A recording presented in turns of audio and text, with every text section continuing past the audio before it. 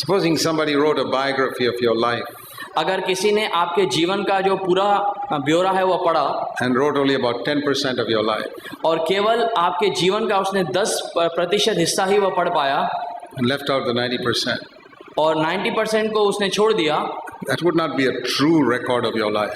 तो फिर आपके जीवन का सही जो रिकॉर्ड है वह उसके पास नहीं पहुंचा। So when we think of the works Jesus did, तो हम देखते हैं कि जो कार्य यीशु ने किए it started from when he was a child. उसने तभी से शुरुआत की जब से वह छोटा बच्चा था। Let me show you some of the works he did when he was a child. और मैं आपको बताना चाहता हूँ वे कार्य जो वह जब बच्चा था उसने किया। In Luke chapter 2, लूका का 2 अध्याय, when he stayed behind in the temple, जब वह मंदिर में पीछे रह गया, and it says in Luke 2:46, they found him after 3 days. और लूका का 2 उसका 46 पद में ऐसा लिखा गया है कि 3 दिन के बाद वह उन्हें मंदिर में मिला। 3 days he was in the temple. और 3 दिन तक वह उस मंदिर में था। A 12-year-old boy. एक 12 साल का बच्चा। I don't know what he ate and drank for those 3 days. और मैं सोचता हूँ कि उसने क्या किया होगा, क्या खाया पिया होगा वहाँ। But when Joseph and Mary found him there, लेकिन जब यूसुफ और मरियम ने वहाँ पर उसे पाया, look at his reply to them, a 12-year-old boy. तो देखिए उसका जवाब एक 12 साल के बच्चे का उनके प्रति क्या था। Verse 49. और 49 पद के अंदर, in the middle of that verse. Did you not know that I had to be in my father's business or father's house? क्या तुम नहीं जानते थे कि मुझे अपने पिता के भवन में रहना अवश्य है? See, at the age of 12, he wanted to talk about God's word with older people. और देखिए 12 साल के उम्र के अंदर वह परमेश्वर के कार्यों के विषय में करता है एक बड़े सयाने से पुरुष के समान। He didn't feed 5,000 here. He didn't feed the 5,000 when he was 12. और 12 साल के समय उसने 5,000 लोगों को नहीं खिलाया। He didn't heal the sick or raise the dead. उसने किसी भी बीमार को चंगा नहीं किया या मुर्दे को उसने जिंदा नहीं किया। Here are some of the works he did. लेकिन कुछ ऐसे कार्य हैं जो उसने किए। For 3 days, he was talking and discussing the word of God.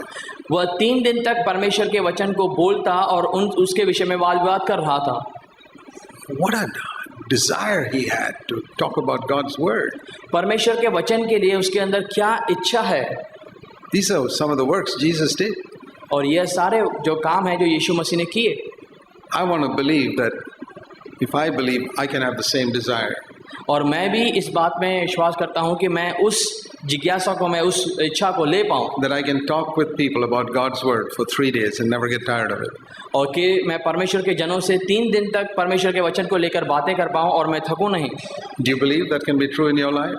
क्या वे विश्वास करते हैं कि यह आपके जीवन में संभव है? Or do you get bored after talking about God's word just for a few minutes? या फिर थोड़ा ही समय परमेश्वर के बातों को आप बोलने के बाद आप थक जाते हैं, बोर हो जाते हैं? If you believe, you can do the works Jesus did. अगर आप विश्वास करते हैं तो यीशु मसीह के कार्य आप कर सकते हैं। Let me tell you something else that he did. और जो उसने किया मैं आपको बताना चाहता When he हूँ। was a child, जब वो बच्चा था, verse 51, और इसका 51 पद, he went to Nazareth and he was subject to Joseph and Mary. और वह नासरत में गया, क्योंकि Verse 51. वह नासरत में गया और उनके वश में रहा, किंतु उसकी माता ने, That means he was in subjection to them. और वह उनके माता पिता के अधीन में रहा। Now, subjection is one of the most difficult things for human beings to do. और अधीनता में रहना ये मानव जाति के लिए एक सबसे कठिन बात है। You all know who have children. It's very difficult for children to obey their parents. आप सब वे महसूस कर पाते हैं जिनको बच्चा है कि किस तरीके से वे छोटे बच्चे आपकी अधीनता में नहीं रहते हैं। Here he's talking about Jesus' life from the age of 12 to 30. और यहाँ पर यीशु मसीह के जीवन के विषय में बातें कही जा रही हैं 12 से लेकर 30 तक पहुँचने तक। 18 years 18 वर्ष तक he was subject. वह अधीनता में था। He stayed with Joseph and Mary up to the age of 30. और वह 30 वर्ष की आयु तक यूसुफ और मरियम के साथ में रहा। You know how difficult it's even for a 17-year-old to listen to his or her parents. और आप जानते हैं कि कैसा मुश्किल हो जाता है 17 साल के बच्चे के लिए भी कि अपने परिवार वालों की वह सुन पाए। What are the works Jesus did? यीशु मसीह ने क्या कार्य उस समय Before he raised the dead, जब उससे पहले कि जब उसने किसी मुर्दे को before उठाया, he healed the sick, बीमार को चंगा करने से पहले he was subject to Joseph and Mary. वह यूसुफ और मरियम की अधीनता में रहा। And the father watched that for 18 years or 30 years really. और उसके पिता ने उसे उस समय तक जांचा 18 साल या फिर पूरे 30 साल तक, जबकि वह 30 वर्ष का हुआ। And he said, I'm very pleased with my son. और फिर वह यह कहकर खुश हुआ कि मैं अपने बच्चे से बहुत ही He आनंदित said, हूँ। now I'll give you the power to heal the sick and raise the dead and all types of things. और फिर उसने कहा कि अब मैं तुझे सामर्थ देता हूँ कि जा कि मुर्दे को जिंदा कर और फिर उस बीमार को चंगा कर। See, today many Christians want to go to college before they have finished school. और बहुत सारे आज मसीह ऐसे हैं जो कॉलेज में जाना चाहते हैं जब तक कि उन्होंने अभी स्कूल भी पूरा नहीं किया। By that I mean this. मैं ऐसा क्यों कहता हूँ कि इसका मतलब क्या है? They want to do what Jesus did at 30 without doing what he did at 12. इसका मतलब है यीशु मसीह ने जो 30 वर्ष की आयु में किया वह करना चाहते हैं और उस बात को छोड़ देते हैं जो यीशु मसीह ने 12 वर्ष के आयु में किया। They don't want to do the works Jesus did when he was 12, but they want to do the works he did when he was 32 and 33. यीशु मसीह ने जो 12 वर्ष में होकर किया वे करना नहीं चाहते, लेकिन जो 30 वर्ष के बाद यीशु ने किया वे उस बात को करना चाहते They हैं। want to do the exciting things like healing the sick and all that. और वे ये सारी उत्साहित चीज़ों को करना चाहते हैं कि जैसे वे मुर्दों को या बीमारों को वे चंगा करें। But how can you go to college before you go to school? लेकिन आप कैसे कॉलेज में जा सकते हैं जब तक कि आपने अपना स्कूल खत्म नहीं किया? So let's start from first standard. इसलिए हम पहले दर्जे से शुरुआत करें। What are the works Jesus did when he was a child? और यीशु मसीह ने कौन से कार्य किए जब वह बच्चा था? He was interested in discussing God's word. वह इस बात में रुचि रखता था कि परमेश्वर के वचन के विषय में वाद विवाद किया जाए। And you don't have to be 25 years old for that. You can be 12 years old and do that. और इसके लिए आपको 25 साल तक रुकने की जरूरत नहीं है, आप 12 साल के होने के बाद भी यह कर सकते हैं। Yeah, I have seen some 12-year-old children who discuss God's word. मैं बहुत सारे ऐसे बच्चों को जानता हूं जो 12 वर्ष के हैं और परमेश्वर के वचन के विषय में वे बातें करते हैं। Not too many nowadays, but there are some. बहुत सारे इस समय नहीं है, लेकिन कुछ तो हैं जरूर। I think things are becoming very bad in the world, in the schools. और मैं देखता हूं कि संसार के अंदर चीजें जो है वे काफी बिगड़ रही हैं, खास करके स्कूल के अंदर। Children are going astray. The children are going astray. और जो बच्चे हैं वे एक अलग से किस्म से जाल में जा रहे हैं। Very important as parents that we give them a desire for the word of God. और फिर माता पिता परिवार के नाते हमारा यह फर्ज बनता है कि हम अपने बच्चों को उस परमेश्वर के वचन के लिए इच्छुक करें। And teach them to be subject to their parents. और फिर इस बात को हम सिखाएं कि वे कैसे अपने माता पिता के अधीनता में रहें। Those are the only two things we read about Jesus when he was at home. और यह हम दो चीज़ें जो हैं वह यीशु मसीह के विषय में देख पाते हैं जबकि वह घर में रहा और उसने He had किया। a great desire to discuss God's word. और उसके पास एक बहुत इच्छा थी, झील थी परमेश्वर के उस वचन के And लिए। he was subject to Joseph and Mary. और फिर अपने माता पिता यूसुफ और मरियम के अधीनता में It's था। not only children who find it difficult to be subject to their parents. केवल बच्चे ही नहीं हैं जो माता पिता की अधीनता में रहना मुश्किल उनको लगता है। Wives find it difficult to be subject to their husbands. पत्नियों को भी बहुत सारी मुश्किलातें आती हैं अपने पति की अधीनता में रहने से। And all people, all men who work find it difficult to subject to their boss at work. और बहुत सारे ऐसे लोग भी हैं जो कार्य करते हैं अपने कंपनी और अपने बॉस की अधीनता में रहने उन्हें तकलीफ महसूस होती है। And students find it difficult to be subject to their teachers. और जो पढ़ते हैं स्टूडेंट्स हैं वो अपने शिक्षक की अधीनता में रहना मुश्किल उनको लगता है। To be subject to an authority over us is very difficult for human beings.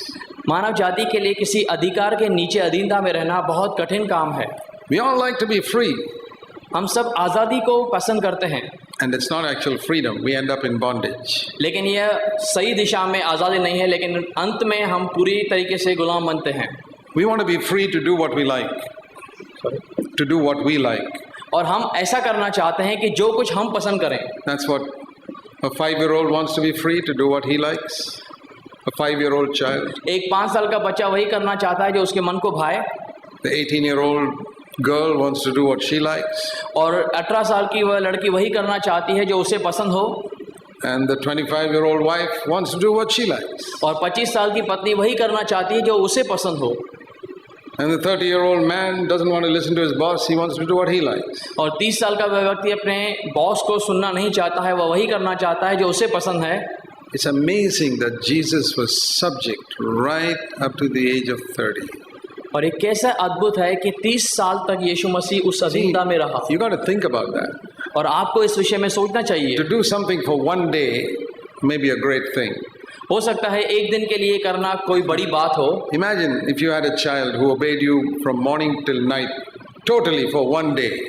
सोचिए जरा आपके पास बच्चा हो, सुबह से लेकर रात तक केवल एक दिन के लिए वह आपके पूरी तरीके से अधीनता में रहे। That itself will be a miracle nowadays. That'll be a miracle nowadays. और यह हो सकता है एक अचंभे की बात हो, एक चमत्कार हो आज के तारीख में। For 1 year? एक साल के लिए। That'll be outstanding miracle. और फिर तो ये वो और बड़ा चमत्कार होगा। Imagine for 30 years. सोचिए 30 साल तक। You think it was easy for Jesus?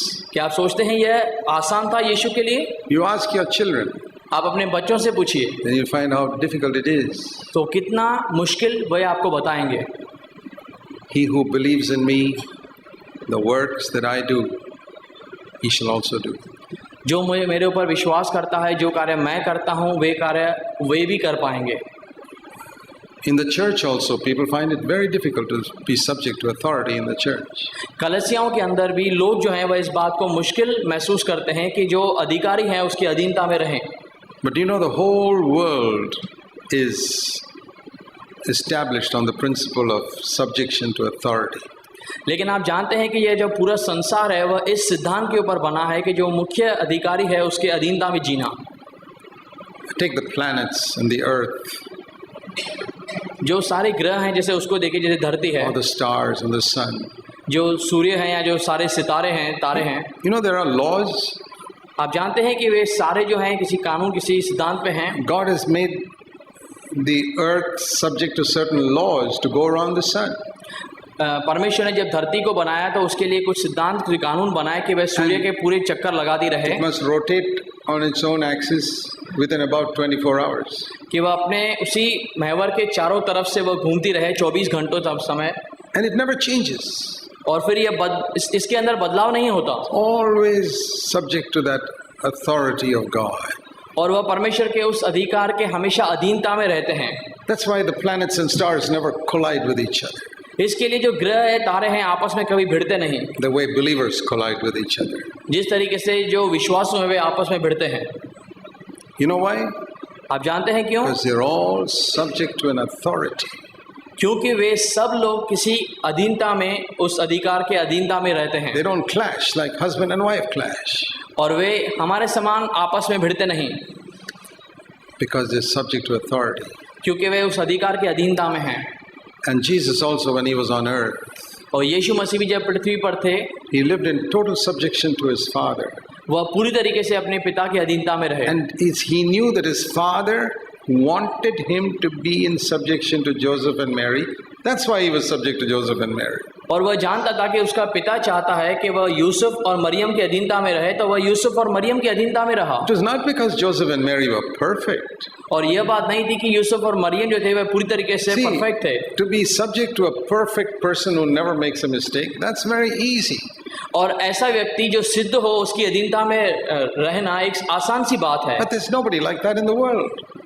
There's no one like that in the world. लेकिन इस पृथ्वी पर ऐसा कोई जन नहीं है। There's no one who's perfect. जो सिद्ध हो ऐसा कोई नहीं है।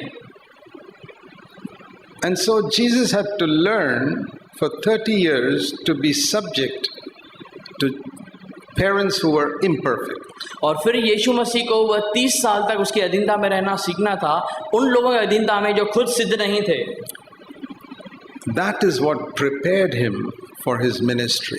और यही बात थी जो उसके सेवकाई के लिए उसको तैयार कर रही थी। And I believe the reason why many people don't enter into the ministry God has for them और फिर मैं समझता हूँ कि कुछ लोग ऐसे हैं जो उस सेवकाई में नहीं पहुँच पाते हैं जो परमेश्वर ने उसके लिए रखी है, because they don't subject to the authority God tells them to be subject. क्योंकि वे उस अधिकार के अधीनता में नहीं रहते हैं जो जिनको परमेश्वर ने उनके ऊपर ठहराया है। The trouble with the Christian church today is we have a whole lot of independent people who are subject to nobody. और आज मसीह कलीसियाओं में इस बात की ही परेशानी है कि यहाँ पर बहुत सारे ऐसे आज़ाद लोग चाहते हैं अपने आप को। I mean, it's like if my fingers started running off from the body all by themselves. और ऐसा होने लगे कि यह जो मेरी उंगली है वो मेरे शरीर से अलग होने के लिए प्रयास करे। And my ear just took off one day and went off somewhere. और मेरा कान जो है वह एक दिन मेरे शरीर से अलग हुए कहीं पर चला जाए। And my eyes went off and decided when it's going to come back later. और फिर मेरी आँख जो है वो अपने आप निकल जाए और कहे कि मैं थोड़े समय बाद फिर आ जाऊंगी। This is today's church. यह आज की कलीसिया है It calls itself the body of Christ. और इसलिए क्योंकि यह जो मसीह की देह है It's a joke. यह एक किस्म का मजाक है। It's not at all true. यह सारी जो है वह सच नहीं। In this body, everything is subject to authority. हमारे शरीर में हर एक जो चीज़ रखी गई है वह अधिकारों के अधीनता में है।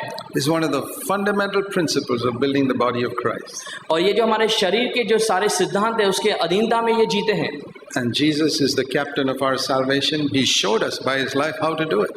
और यीशु मसीह जो हमारा उद्धार के जीवन का जो मुखिया है उसने हमें बताया कि किस तरीके से हमें इस बात को जीना है। And I've discovered I've been a believer now 50 years and I've had the opportunity to observe many types of believers. और फिर मुझे ये मौका मिला है कि मैं 50 साल तक इस बात को जांचते रहूं कि मैं विश्वासी हूं और मैंने बहुत सारे लोगों के जीवन में इस बात को जांचा है। And I've seen one thing. और फिर मैं एक बात को देख पाया हूं that those who have never learned to be subject to authority, God does not give them authority. और वे लोग जो किसी अधिकार के अधीनता में रहना नहीं सीख पाते हैं परमेश्वर उन्हें कुछ अधिकार देता भी नहीं। Jesus was subject to authority for 30 years. यीशु मसीह अधिकार के अधीनता में 30 वर्ष तक रहे। That's why God gave him such fantastic authority. और परमेश्वर ने इसलिए उन्हें इतना अद्भुत वचन दिया।